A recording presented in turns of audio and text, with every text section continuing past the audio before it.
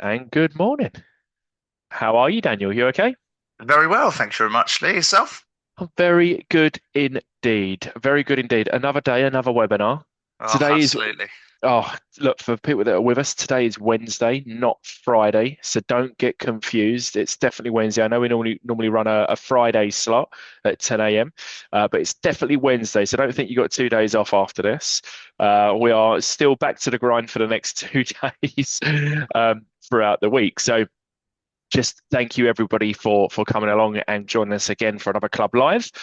Today we are joined by Daniel from Timeline. This is going to be a really good, insightful webinar into Timeline itself. Really, we're going to get some live demonstrations going on towards the end as well, and just really a bit of an oversight and a bit of an update, if you like, in regards to Timeline. So as always. Please do stay active and participate in the chat section. You can do it anonymously through the Q&A or vocalize it on the chat function, as many do usually. We'll kick things off right away today. If you've got any questions as we go along, do let us know. When you exit today's webinar, there will be a little feedback form that pops up. Do let us know your thoughts on today's session. At that point is when you can request your CPD certificate as well in the feedback form. So if you do require CPD when you exit today's webinar, on the feedback form, give us your feedback. And at the very bottom, it says, do you require CPD for today's session? So kicking things off, just a little bit of an intro into the club, who we are. Amanda Ford, Managing Director of two large national advice firms, one operating an employed model, one operating a self-employed model. Myself and Lewis, we co-founded Anthony George Recruitment over 10 years ago. Purely focused on the financial planning sector, operating on a fixed fee 12-month payment term basis as well. So any role within a financial planning business, Anthony George Recruitment can support that growth aspect. But look, we couldn't do what we do without the huge backing of every single one of our collaborators. It's great content delivered by some awesome people that are really driving the industry forward and really bringing forward some innovative ideas into the industry. We've come on leaps and bounds if we look at the last 5-6 years in terms of how tech is really driving this profession forward now. So it's really, really good to see these club members these collaborators not only deliver some amazing content, but they also support a lot of our club members as they navigate particular changes within their business as well. So it's really good to see this growing week in, week out. Some really cool names and some really good businesses that are now partnering with the Financial Planning Club. So thank you to everybody that is a collaborator of the club and that is supporting the wider profession. Just want to touch real briefly on this because I know a lot of people have come from our WhatsApp communities that are on today's webinar. So depending on the role that you play within your business, we've got an individual WhatsApp group for you to be a part of. It's a great place for you to sense check any ideas, to get any insights, whether you're a business owner and an advisor, a power planner, an ops manager, whether you're studying for a particular exam, whether you're a mortgage advisor, we've got a bespoke, separate WhatsApp group for you to be a part of. So do, again, let us know on the feedback form if you'd like to be involved in either or any of our WhatsApp groups. Club Live, run weekly at the moment. We're running 2 a week. We're flat out with delivering content at the moment, which is amazing. Expert-led, practical, and CPD accredited. And don't forget to have a listen to the Financial Planning Podcast. We've had some awesome guests on that podcast, and that is growing as the months go on as well. So if you want to hear from business owners how they've got to where they've got to, the challenges they've faced, then do listen to those podcasts on any of your platforms, your Apple, your Spotify, or wherever you go to listen to your podcasts. Just touching briefly on what we've got coming up this Friday, we are with IntelliFlow. So this is really about how firms actually scale without things breaking operationally. So it's a real operational overlook with IntelliFlow. So that's going to be really, really cool. That's on Friday at 10 a.m. Then on the 22nd of May, we are with FE Fund Info.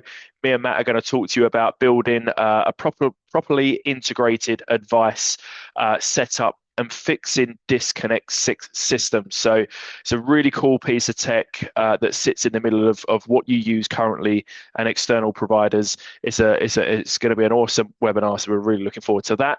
And then on the 29th of May, we're back with Bear Rock again, looking at how you evidence client outcomes under consumer duty in a way that actually stands up. So 3 really good webinars. We're looking at scaling. We're looking at operational efficiency. We're looking at sort of the PI standpoint as well. So again, how you registered for today's webinar, you can register for any of our upcoming webinars as well. Don't forget, there's a whole platform there of webinars that we've recorded previously, so you can go back and revisit any at any time on our website as well. Dan is with me today, Mr. Smith. Dan joined financial services in 2019 and has since worked with over 100 advice firms across the UK, supporting both independent and restricted advisors. Later moved into the MPS space and joined Timeline just over a year ago now, Dan, I believe. Is that right? Just over a year? It's pretty much almost just over a year to the day, in fact, Just over a actually. year So to the day. yeah. Did they do anything nice for your anniversary? Yeah, they sent me to Belfast for a webinar, in person. Conference, Amazing. that's nice of them. Amazing. You've obviously made a good impression because they've shipped you out on your 1 year anniversary. Absolutely. So I know you work with a lot of firms to deliver better client outcomes through really the evidence-based portfolio designed to really reduce risk, lower cost, and improve efficiency. And I know we're going to see a little bit about that that tech stack and the evidence-based portfolios as we go throughout today as well. Quick snapshot of the room, similar audience, different content, mostly advisors, planners, and owner managers of firms. Most firms are already running centralized models or outsourced DFM, so the foundations are pretty much in place. What really stands out is that the performance is really performance of those outsourced models and DFMs. Being really a clear priority, and the focus now is on how to improve that in practice without adding complexity, right? What do you typically find in today's market when you're speaking to a new firm? What would you say is their main priority at the moment, Dan, would you say? Well, that is a really good question, because obviously what we're seeing, first part of this year has been a lot of turbulence. But in a way, even that, it's kind of, I think, predictable client outcomes is the buzzword, and it really is meat and drink for us. There's a lot of volatility, a lot of turbulence in the market. Obviously, people don't need me to tell them that, and but it's just another instance of that. In the last sort of 5-6 years, we've had this, haven't we? Sort of, we're going back from the pandemic, war in Ukraine, then it was obviously the mini budget and the Trump tariffs last year. This year it's obviously the Strait of Hormuz. So there's always something around the corner. But what we kind of preach is very much that long-term view. So I think predictable client outcomes is very much key. People trying to reduce costs wherever possible, but also sort of doubling down on that, reducing costs of the business and making them more profitable, from a business point of view as well.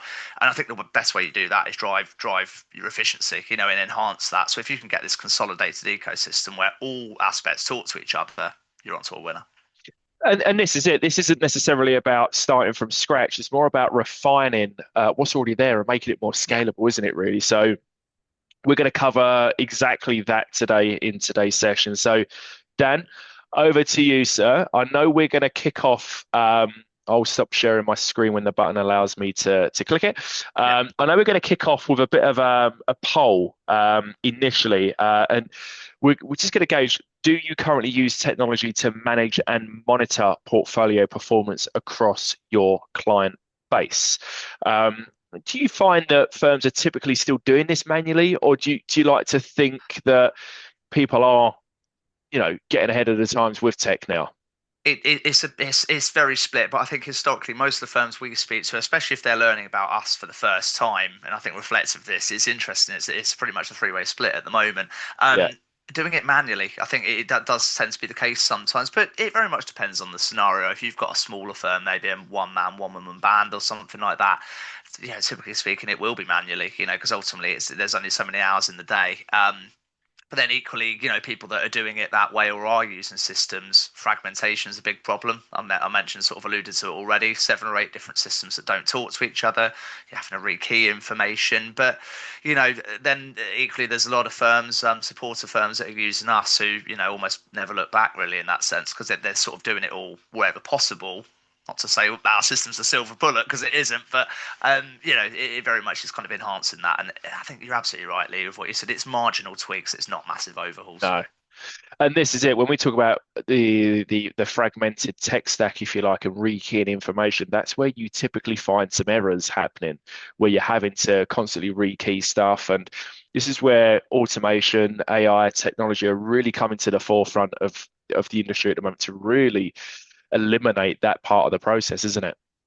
Yeah, big time. Yeah, and we're sort of putting a lot of development hours and that into sort of how we can harness and get the best out of AI and then deploy that as an asset to people's business. I think, clearly there is still a bit of skepticism about AI and its use and all of that kind of thing. But I think if no provider has 100% got it right yet, but I think it's coming. No, absolutely. Absolutely. Well, thank you everybody for getting involved in the first poll of the day. We've got one more halfway through the session, so keep your eye out for that one. No doubt we'll talk about it at the time. I'm sure we will. Over to you, sir. Fantastic. So, welcome everybody. And just while I kind of reshare my screen, there's going to be a lot of that dipping in and out of sharing, etc. today. But introduce myself. Obviously, I'm Dan from Timeline, business development consultant here. And as always, always more than happy to be supporting the Financial Planning Club. Today, we're going to focus, as Lee's kind of alluded to, on what we do at Timeline and lift up the bonnet, so to speak, on what's powered us to over 13.5 billion of assets under management within our MPS portfolios. And we only launched the service in Q1 in 2020, so pretty exponentially fast growth.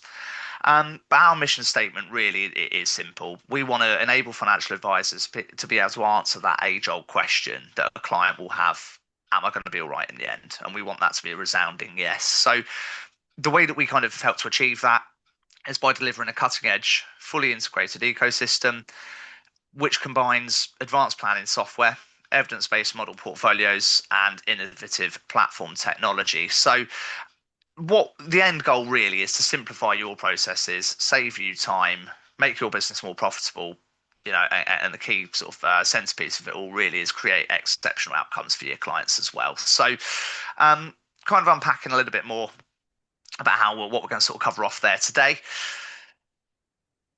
And the learning objectives. I mean, ultimately, what is it that makes our portfolios perform?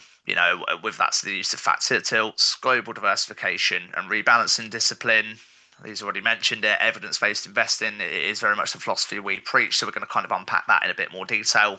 One of the key takeaways from that is about cost control. So we're going to sort of examine how low costs can boost long-term returns, the role of technology in a scalable, centralized portfolio management, how our governance and investment committee can support your regulatory requirements. We'll very much kind of touch on due diligence documents, how our prod, it kind of fits into that as well.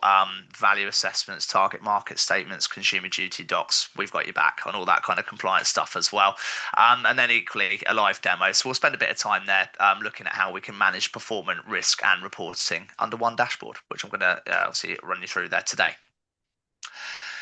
But to summarise, what we're kind of seeing on the screen at the moment is broadly the sum of the Timeline ecosystem's parts. And there's absolutely no obligation to use every single aspect of it, but it's all there, for firms who partner with us to use, essentially. So, as I mentioned, most of our time today we've spent navigating the integrated dashboard in the form of that live demo, and we'll see how each aspect of what you're looking at here really seamlessly integrates under one unified login. But before we get to that, an overview of our 4 MPS ranges, which consists of our tracker and classic ranges of portfolios, and then an ESG version of each of those. Now, as the name suggests, kind of running through this list here, tracker is your purely passive option. So you're essentially buying the global market at the lowest cost base. When I talked about predictable client outcomes, this is kind of the one. You're going to do what the market does, essentially. And the main benefits, as I say, are the predictable client outcomes, but also can be quite attractive from a cost perspective as well. So if you've got particularly cost-conscious clients, etc., tracker has tended to do with a cost of 0.06 for OCS, and obviously the 0.09 DFM fee, you can bring it in for cheaper than most multi-asset funds. And then you've got our classic range, which is still using passive instruments, but does include an active component. But it's purely a systematic and led by market data, kind of systematic active is the way we would phrase it. And then, as I say, the ESG versions of each of those as well. Now, what I often like to think of it as is almost a bit of a continuum or a spectrum with that age-old kind of debate in the industry of active versus passive. Now, around 70% of the equity allocation within the classic portfolios does track the global index. So you very much kind of, buying the market with that 70% of classic.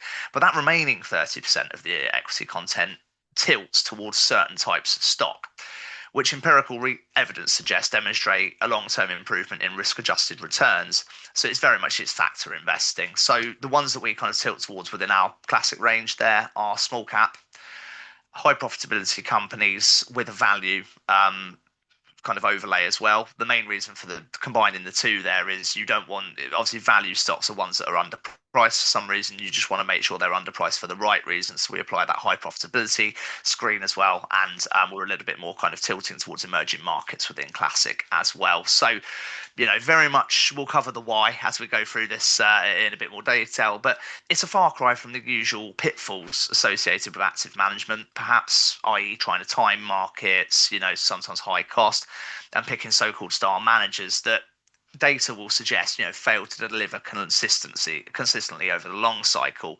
So instead, again, we're very much systematic active within classic range there, and are led by the evidence. And evidence is the key word.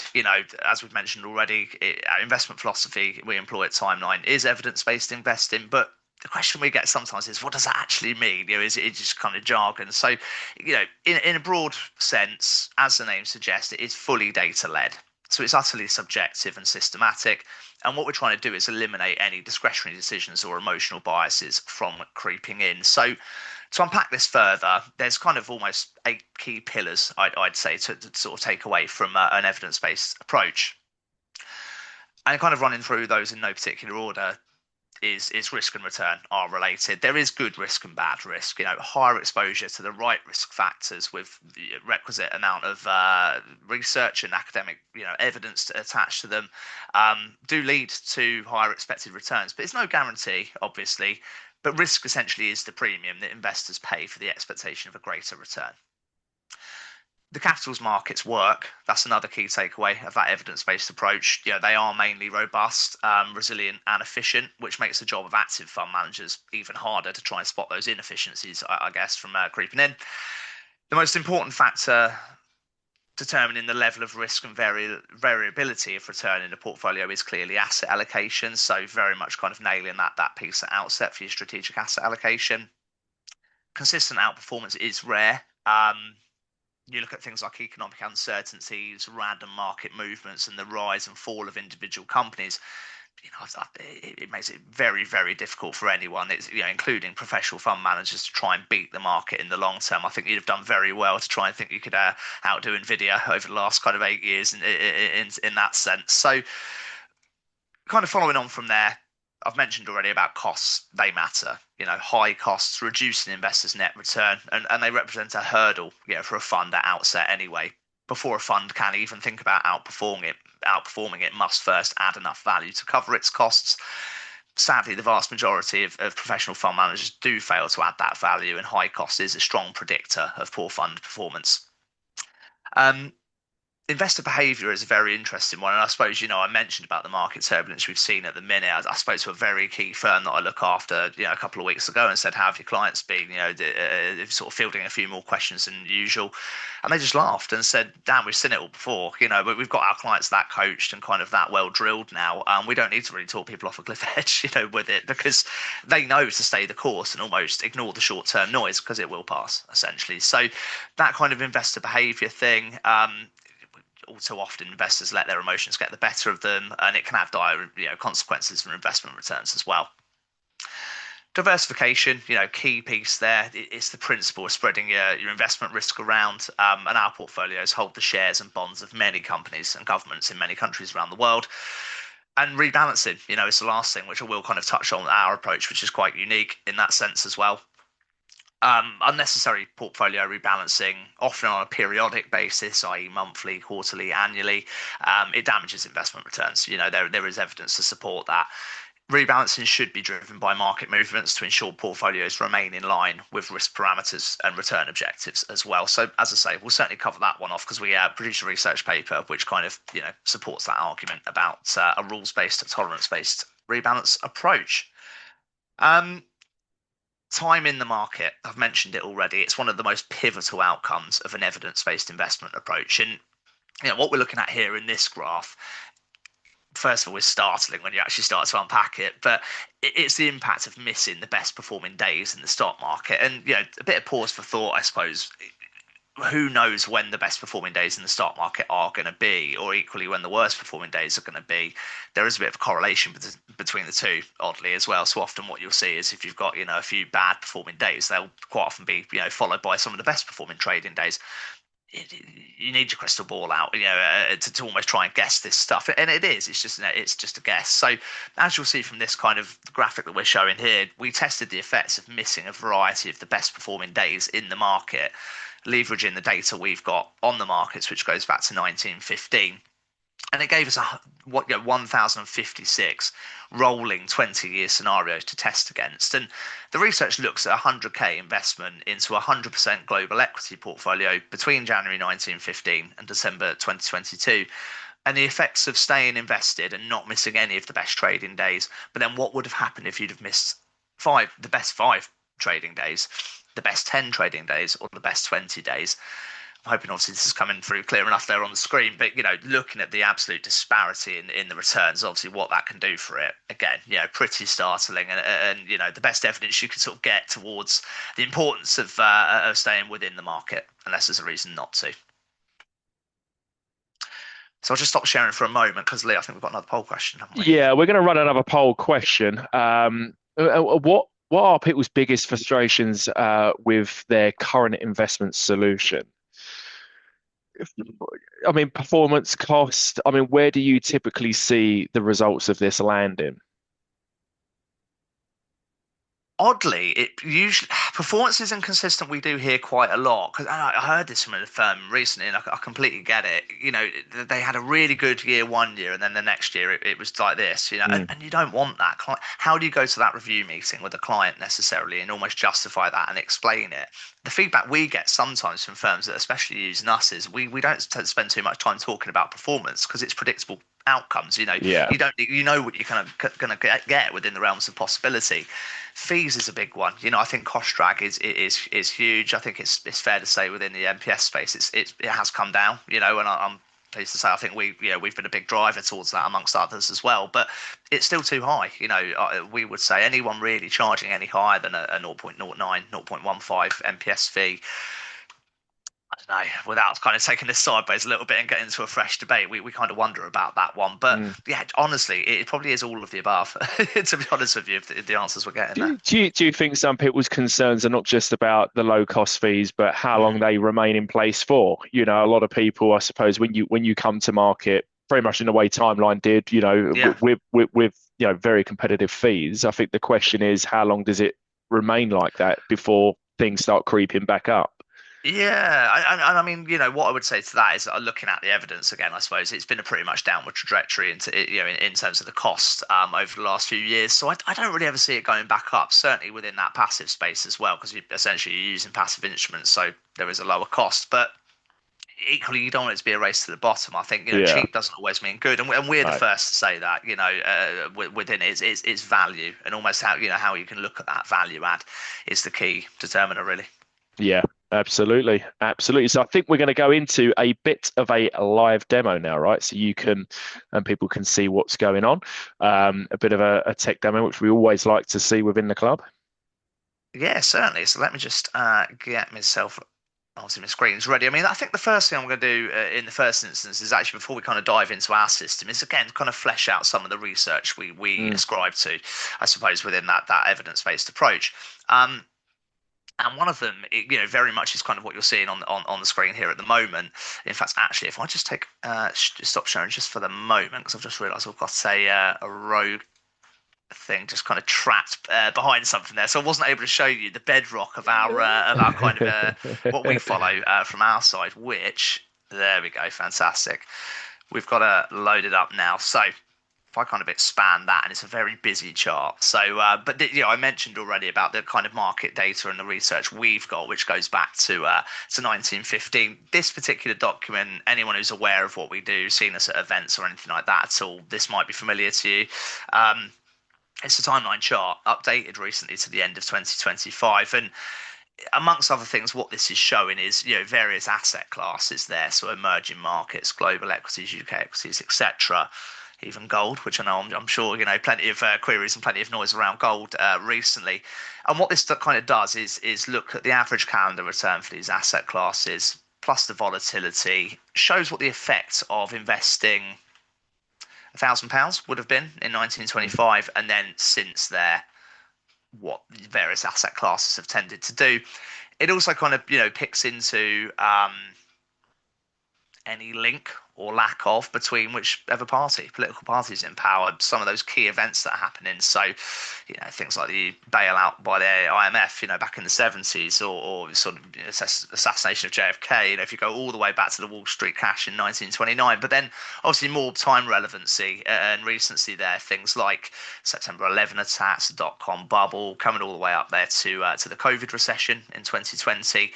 But time and again, what it does is kind of echoes that view and that house view we've got, which is the markets do keep going up. It's not a straight line, clearly, and you can see this. There are peaks and troughs and periods of underperformance, but they do still keep going up, And you sort of look at COVID being a really good example, really, in terms of in the not too distant past. If I kind of interrogate this slightly more, this is little drop there in the March, and you might remember it seemed like an end of days scenario, didn't it? I mean, do you remember the 10% NPS It drop was awful, wasn't it? It notification? was Yeah, awful. emails going out, and I think it was a great idea in principle. But what it did is almost kind of created a bit of unnecessary panic, for Mm. investors who were receiving those notification pieces, and unjustified panic, I think, being the key word. Because if you look at by the end of the summer, we were back higher than where we started, Mm. in the March. So, it's just one of many kind of situations where I think it's just a case of stay the course, trust the markets work. And we kind of look at the effects of bull and bear markets within this chart as well. Mm. And what you'll see time and again is, the bull markets tend to far exceed duration, but also percentage gains versus the drop and the troughs of a bear market, So, quite insightful, really. And it's almost, again, they're going back to that behavioral sort of side of things with client coaching is, there will be falls as well as highs. So, another thing that kind of leads our study as well is the Spiva database.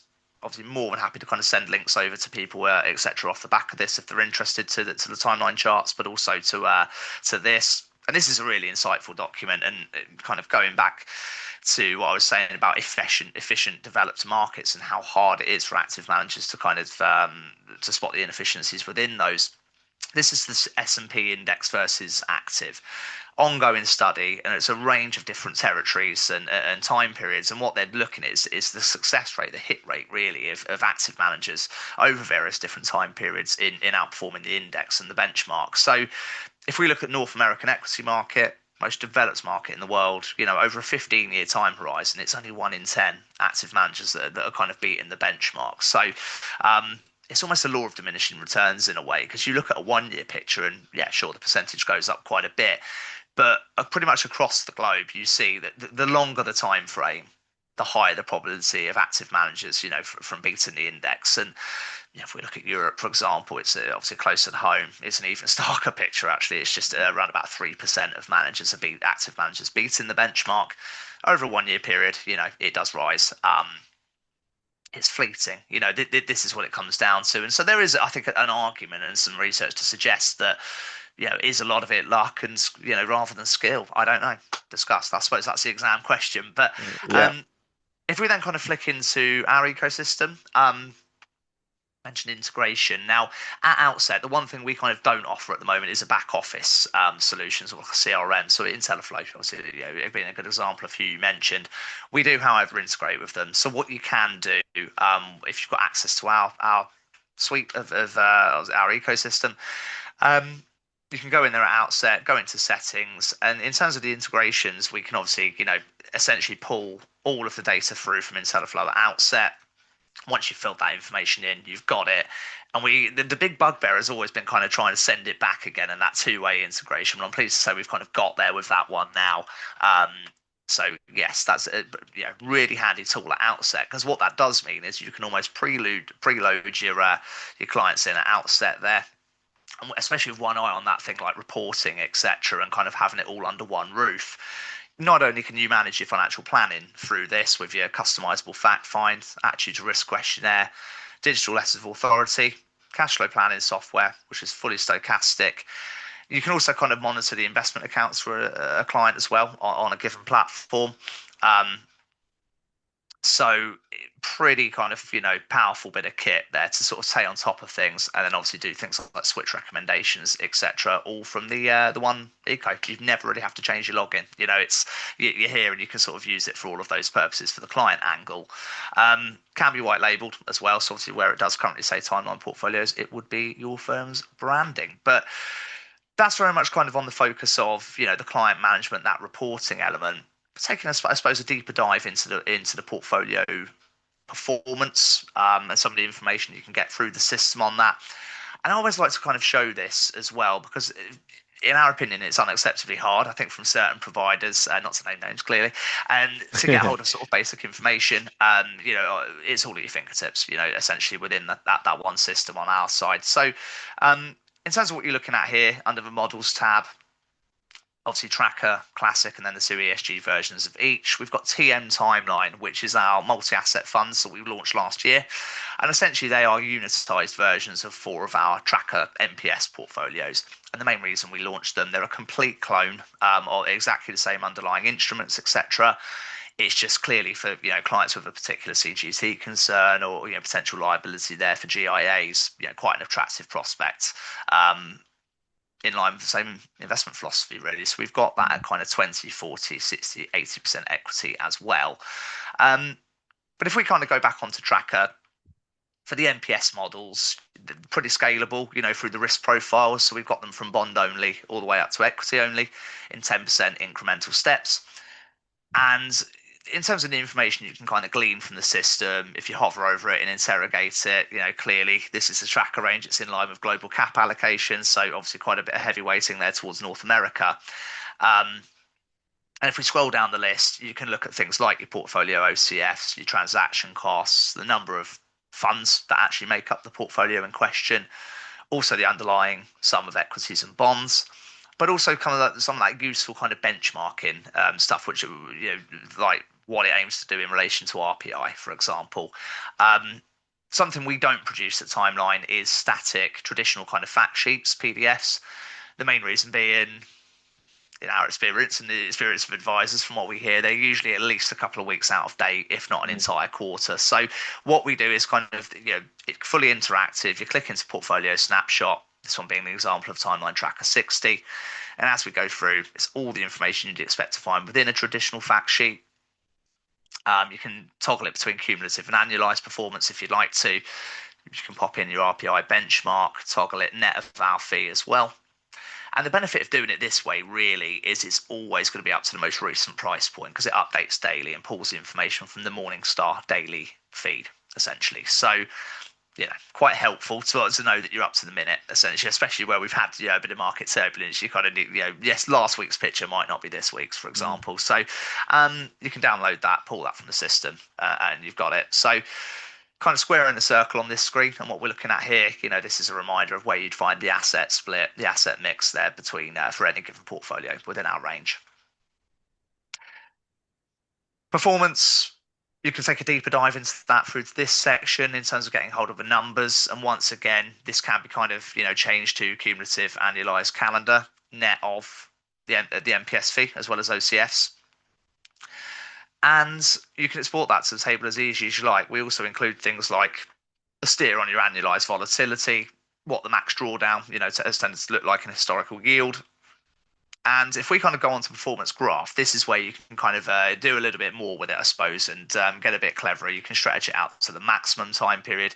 But what it always will tell you within this line is anything back to the left of this line is simulated performance. Anything to the right is obviously live track record. Because sometimes I don't think it's necessarily all that clear. When you're kind of looking at and taking your research into various propositions. And what you can do is, if you just want to kind of get the numbers and amend the date range, look at a specific snapshot through time, you can do so. So this is a 5-year picture, equally, reflective of the turbulence we've had. The year to date, if you wanted to look at that, we're obviously underwater there for a little bit in March, but things, as the market do, have come back obviously since then. So this is all pretty much at your fingertips and at your disposal. And it's quite handy where we've got some indices kind of preloaded into it that pull through from Morningstar. So what that allows you to do really is kind of, track it essentially and see, because the biggest thing we've really got to look for within a tracker range is to make sure that we're not too far away from, a big tracking difference, a big tracking error there. So if we kind of go that out to maximum, as you'd expect, we're tracking that the all country world index pretty efficiently. And there's kind of the proof in the pudding of that. So if we move on to the risk tab, now I mentioned already, something we do boast within our financial planning software is an attitude to risk questionnaire and a risk profiler. Again, absolutely no obligation to use it, whether you're using our MPS portfolios or not. I suppose evidence of that is if we scroll down here, this is how our risk scale 1 to 10 kind of maps against some of the other ones that we do have a risk rating for. So no surprises here, the likes of De facto, Oxford Risk, Dynamic Planner and Phenometrica. So what it does mean is you can obviously make sure that the alignment is there with a client's risk profile. If you happen to use De facto for your research, not a problem. We're fully risk rated by De facto. If you take a look at our risk questionnaire and think, do you know what, that looks a very good tool, not a problem. You can sort of see what on the like-for-like comparison is, how our portfolios kind of fit into that as well. And if we scroll down the risk screen a little bit more there, once again, we're looking at what the portfolio in question aims to do in relation to RPI. We've got the gross nominal returns, net real returns included, average volatility. And I suppose in terms of kind of going back to those client conversation pieces and I suppose the edge pieces to almost educate clients and sort of have that wider risk discussion and explain a bit more about how the markets work in essence. This kind of thing is quite a powerful tool to have up your sleeve, I think, for those conversations. And we're really leveraging that, again, that market data and that research we've got, which goes back to 1915.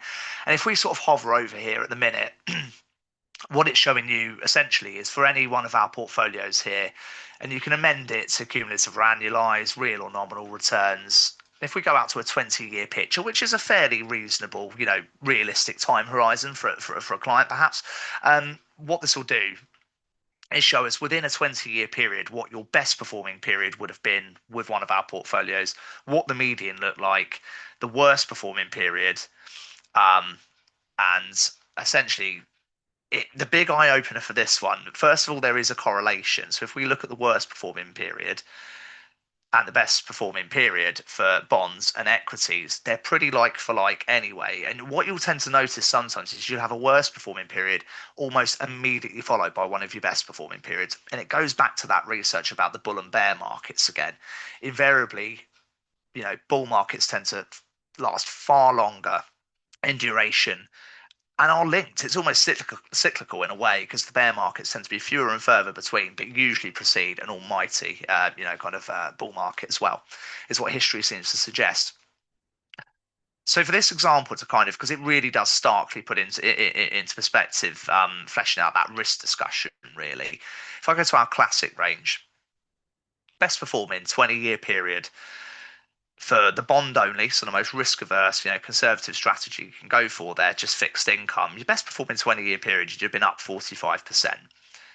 And it kind of tells you when that would have been. But your worst performing period, eerily, almost 100 years to the day, actually, would have been, to the month, I should say, would have been down 25%. So you've actually been in the red. You've lost the money over that time period.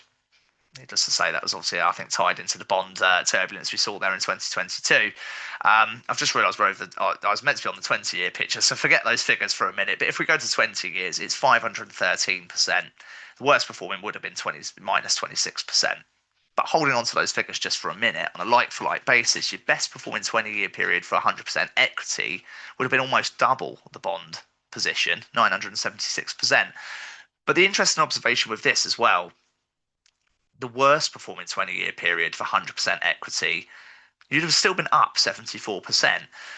So rather than being down 26% for the a most risk averse strategy, it's almost a bit of food for thought there to say, why not take a bit of extra risk? Because history seems to suggest to us that doing so means if you invest in the long term, in the equity market for the long term, there is money to be made. And just feeds in again to that kind of thought process that the markets work. They are robust over those longer time horizons.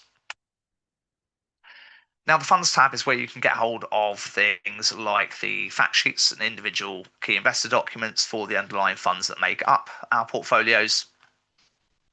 And you can also kind of click into this as well and pull through the performance data, cost information, etc. from the underlying funds, specifically coming there from Morningstar. Once again, we're pulling that data so it's fully independent and it's third party.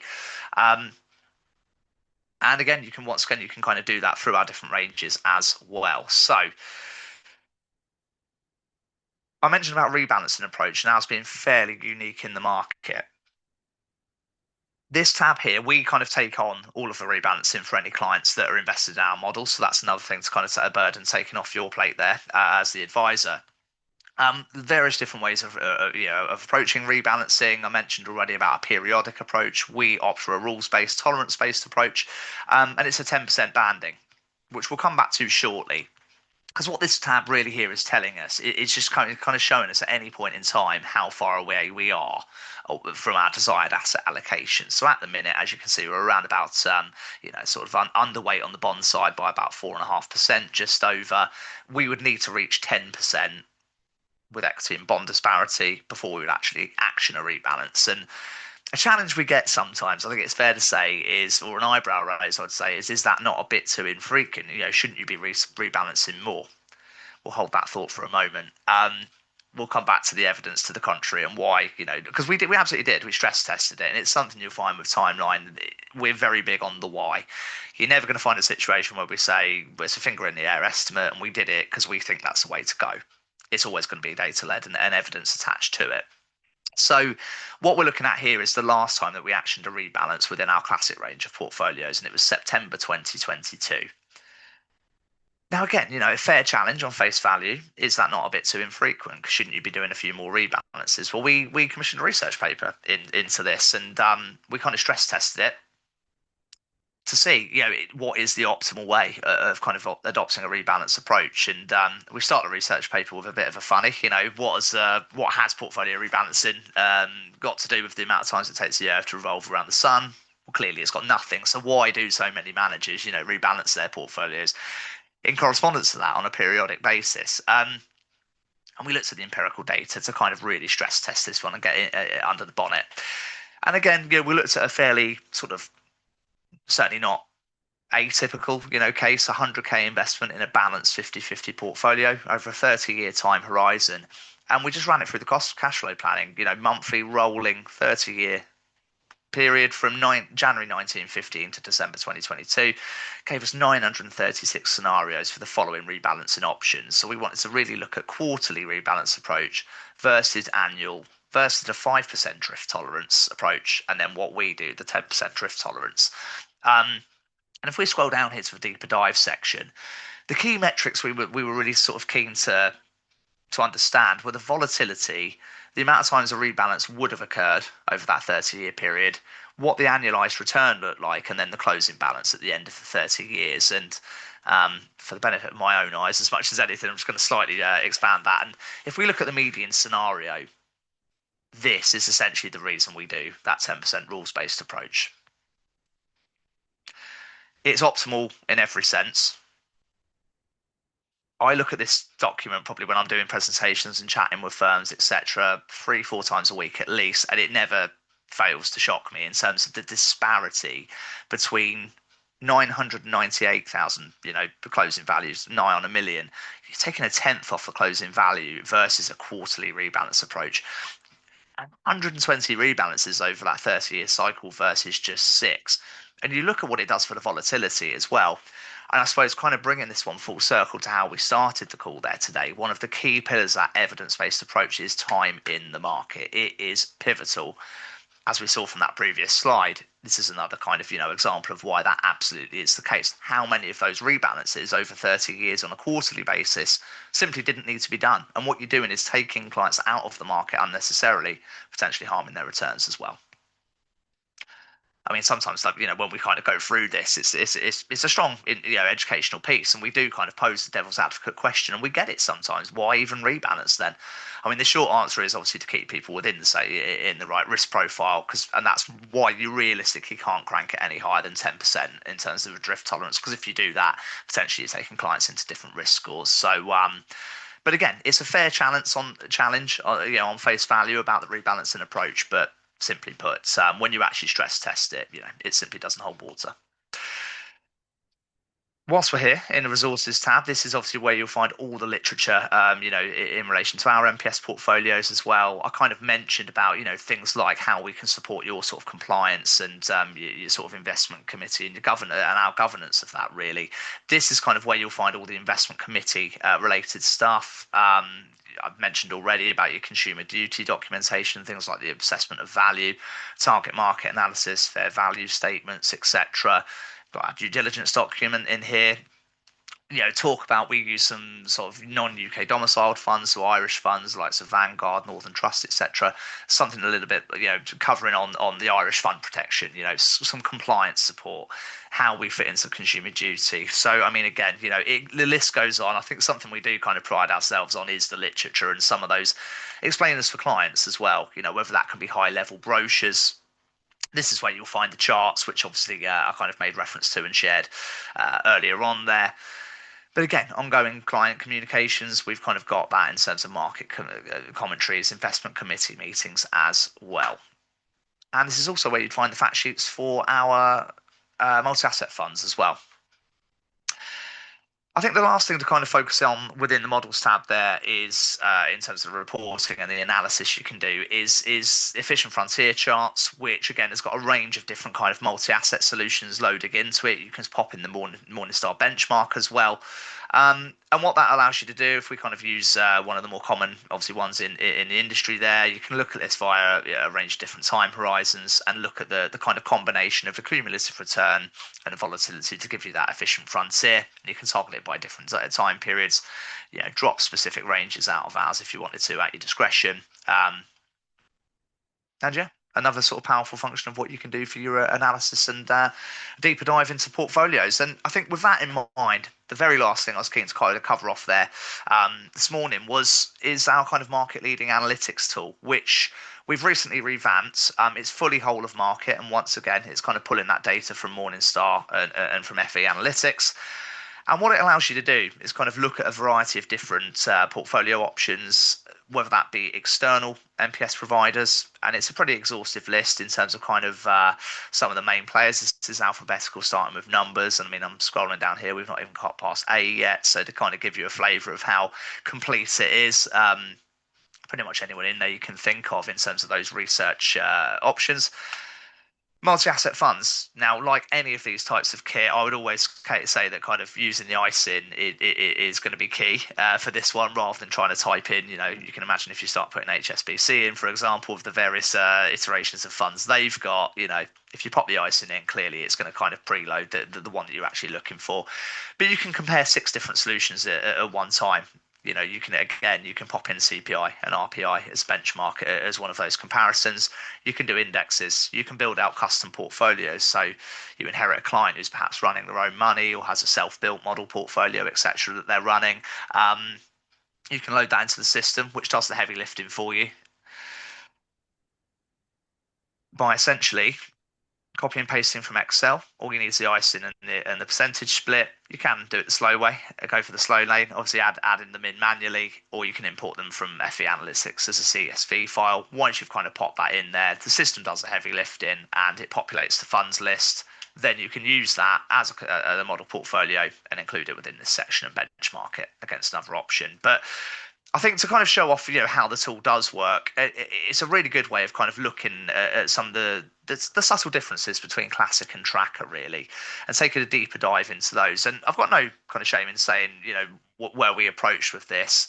What we were trying to do is basically come up with something that is very much similar to the amount of detail you can get from an FE analytics, for example, but without the cost, because this is obviously free as part of the package of using us and our MPS portfolios. So in terms of what it's going to churn out, and the reason I kind of look at classic versus tracker just through the prism of timeline there is it really does, some of those kind of more subtle differences do come to the fore and, like I say, manifest themselves. But you'll always see the cost differential, which will come out straight away. I suppose reflective of the fact there's a bit more sophistication with the factor tilting and things like that within classic. A little bit more of a cost, obviously, towards that one versus tracker. Again, indicative of that added sophistication with classic. It's over double the amount of securities that are being held within classic versus tracker. But the performance differential is equally as interesting. You can see reflective of coming from, abiding by the same investment philosophy, pretty nip and tuck, up to a certain point in time. What you're seeing here, the blue line being tracker, is that kind of rise and continued rise again of the North American exposure and those tech stocks and Mag 7, AI driven tech stocks, which have just really conflated the figures and lifted tracker to new heights, over the last few years. You can get a hold of your information for historical yield, what the portfolio allocation is, and this can be helpful to make sure you kind of comparing apples with apples, so to speak. So if there's a massive disparity here between one provider who's got an equity content of 40% and you're comparing it with 70, clearly the 70 is going to obviously come out on top there. But you can get into the granularity of the type of companies within the portfolio as well. So I mentioned already, we're sort of tilting towards small cap as one of the factor premia within classic versus tracker. So wouldn't you just know it? There's a massive spike there in comparison of small cap companies. Similarly, tracker is pretty much exclusively going to be made up of those large cap companies, which are pretty much sort of maxed out on their growth potential anyway. But we also look at style factors, things like value, blend, and growth stocks, and how we fit into that. Again, value is one we're kind of tilting towards within classics, so no surprise there to see a bit more of a higher tilt. You can still stick that to a style box methodology there as well.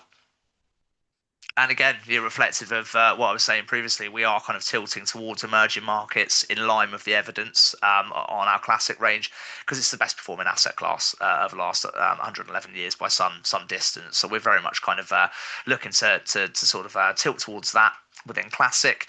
But this is where you'll see the regional diversification, sector breakdown,